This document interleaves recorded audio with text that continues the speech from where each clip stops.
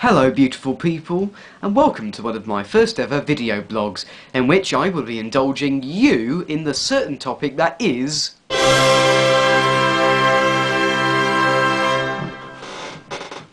If you've been out of the schoolation system so long that you can't remember what an assembly is, I'll inform you. Basically, it's lots of teachers thinking they're quite cool and down with the kids, and going, hey, yeah, we're gonna put on this assembly where we'll talk to the kids and we'll say, don't do drugs, and don't fall out of trees, and don't die, and shit like that. They'll put it into a slideshow. We can delight our kids with pictures we can't see because there's too much light on the screen, badly rushed together PowerPoints. So that's always nice. She presented this amazing assembly, which basically involved her saying, okay, now it's time for you to know about the International European Day of Languages! Ha ha ha!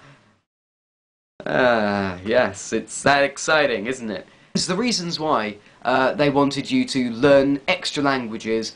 They got this teacher up on the stage. He was from a different school. Apparently our ones aren't good enough. He was from Worthing High. You know, you always hear bad stuff about schools when actually when you go to them, you're usually fine. Hey, I heard that some guy at Worthing College would, you know, he'd go into the woods, yeah, at the back of the school. Yeah. And then he'd go and get some woodcutting material. Yeah. And then he'd, like, chop up some trees, and he'd smoke them. Ooh. And he'd deal it to his mates. And that's why that school is like a druggy place, and people get right there. So you shouldn't go there. No, there isn't drug dealers there. No, there isn't all that other shit that they've come to be heard of. Unless you live in Red Hill, where there's plenty of drug dealers at Warwick. Wait, hold on. Am I allowed to say Warwick? Oh, fuck it. I've said it already now. Oh, dear.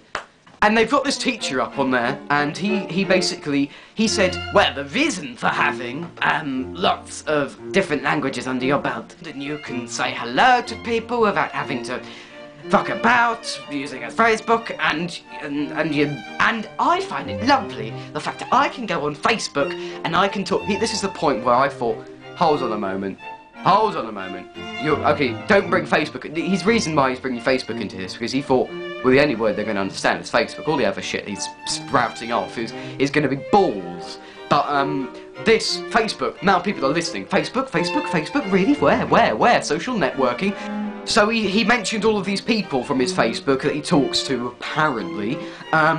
People from Pakistan, and India, and France, and Spain, and Germany, and Italy, and Portugal, Greek people, and all that jazz. What I was thinking at this very point was, hasn't he just got himself mixed up with the translate this page button on Facebook? Why is there an upside down language on Facebook?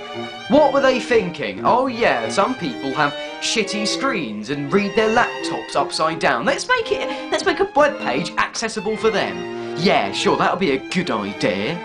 Ooh. Later on, my head of year, he came up and he said that the reason why you should take languages is because when you go to university, if you go to university, they'll be looking for that something about you.